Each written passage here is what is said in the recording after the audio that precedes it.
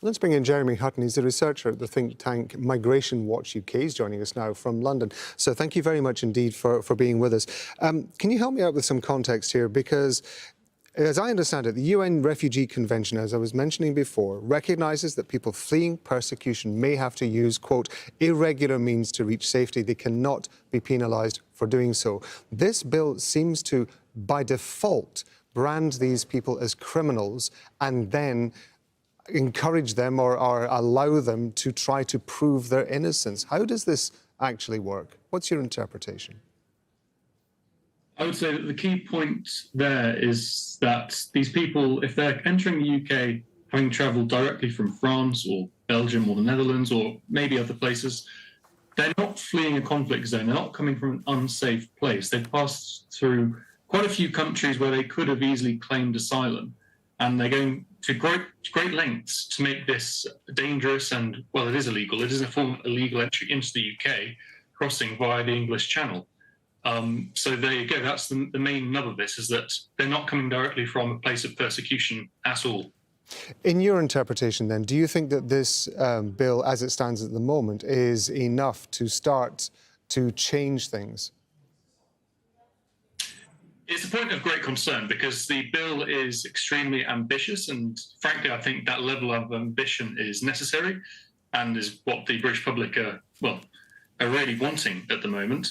However, there are a lot of legal and practical hurdles for it to overcome. For example, will there be more returns agreements with other countries?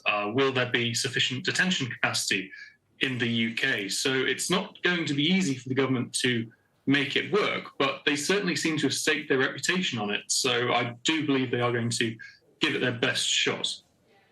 How much of a problem is it that in the eyes of the public, not just in the UK, but in many countries around the world, that there is a conflation of people who are making journeys like this?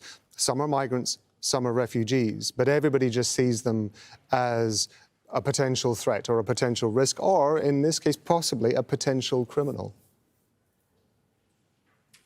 Certainly. I mean, I have pity for people who are wrongly labelled as, potential terrorists or anything like that. But unfortunately, we have had the experience in the UK and also other European countries, such as France, quite notably, over recent months and years, of asylum seekers who actually haven't gained full asylum, but are just stuck in the system and then going on to commit heinous crimes, such as the case recently that emerged of a failed asylum seeker in Bournemouth, murdered a young British man over a petty dispute for no reason. And this individual had previously murdered people in another European country before lying and making their way into the UK. So there is a massive public safety angle here. And I think the public are absolutely right to be concerned. However, the reason this is happening is because you do get people, as Rishi Sunak keeps saying, jumping the queue and seeking to enter the UK illegally rather than through other routes. This seems to be designed predominantly as a threat to deter people from even attempting to make the journey in the first place. Having said that, there are many, many people already in the UK, and it is very likely in practical terms that it will not deter people because other things have been tried and people are still coming.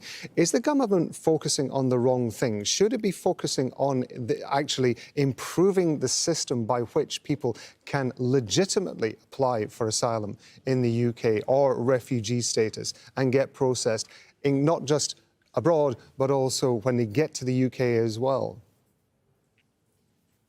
I understand that point completely. However, the issue there is ultimately the UK has already got an asylum system that is, well, creaking at the seams would be underdoing it. It's basically falling apart with the asylum backlog, which is stretching back years.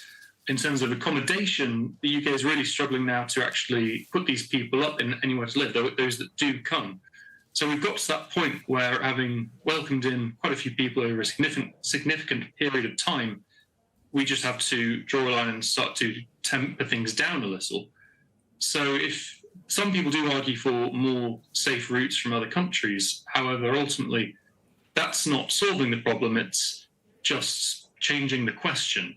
If you did do that, I think you'd still have a lot of people trying to enter the UK illegally. However, you'd also have a lot of people that you were bringing in through other asylum routes as well. So ultimately, you'd have a lot more people which would be a much larger problem for the country to deal with. Jerry Hutton from Migration Watch UK.